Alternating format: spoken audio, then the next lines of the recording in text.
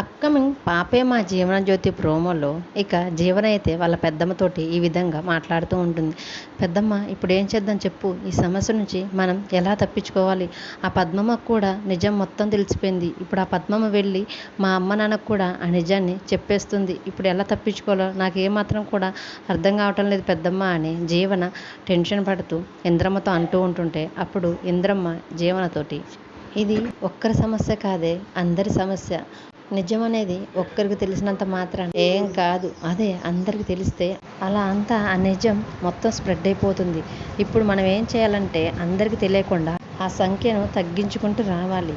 ఎవరికైతే నిజం తెలిసిందో ఆ మనిషిని మనం చంపేస్తే అసలుకి ఎవరికి తెలియాల్సిన ఛాన్సే ఉండదు కదా అని ఇంద్రమ్మ జీవన్తో అంటూ ఉంటుంది.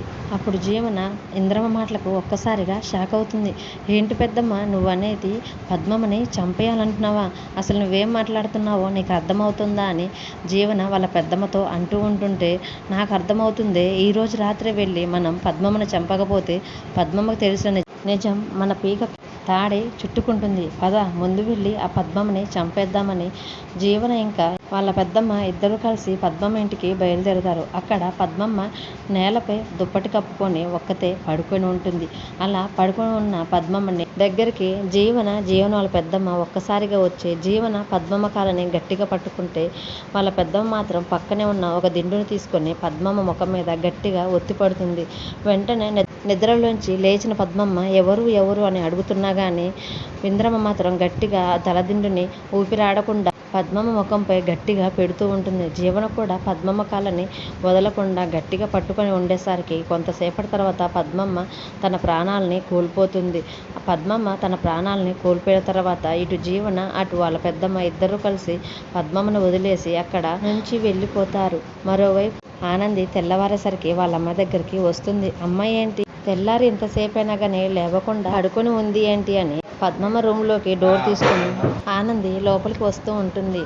కింద పడుకుని ఉన్న పద్మమ్మను చూసి, ఏంటమ్మా ఇంకా లేవలేదు, ఏమైంది నీకు, జ్వరం ఏమైనా వచ్చిందా అని ఆనంది మాట్లాడుకుంటూ పద్మమ్మ దగ్గర కూర్చొని లేపే ప్రయత్నం చేస్తూ ఉంటుంది. కానీ పద్మమ్మ మాత్రం ఎలాంటి చలనం లేకుండా ఉండిపోయేసరికి, ఏమైందమ్మా నీకు, ఏమైంది అని ఆనంది అంటూ ఉంటుంటే అప్పుడే సీను కూడా పద్మమ్మ దగ్గరికి వస్తాడు. ఏమైందత్త, లే అత్త అని సీను కూడా పద్మమ్మని లేపే ప్రయత్నం చేస్తున్నా కానీ పద్మమ్మ ఎంతసేపైనా కానీ లేవకుండా కదలకుండా అలాగే ఉండిపోతుంటే ఆనంది ఒక్కసారిగా అసలు అమ్మకి శ్వాస ఆడుతుందా లేదా అని ముక్కు దగ్గర తన వేలు పెట్టి ఒక్కసారిగా చెక్ చేస్తుంది. దాంతో పద్మమ్మకి శ్వాస ఆడటం లేదని తెలుసుకొని ఆనంది ఒక్కసారిగా షాక్ అవుతుంది. పక్కనే ఉన్న సీను ఏమైందమ్మా ఏమైంది అని ఆనందిని అడుగుతూ ఉంటే సీను అమ్మ ప్రాణాలని కోల్పోయింది అని చెప్తూ ఏడుస్తూ ఉంటుంది. ఆ మాట విని సీను కూడా ఒక్కసారిగా చాలా ఏడుస్తూ ఉంటాడు.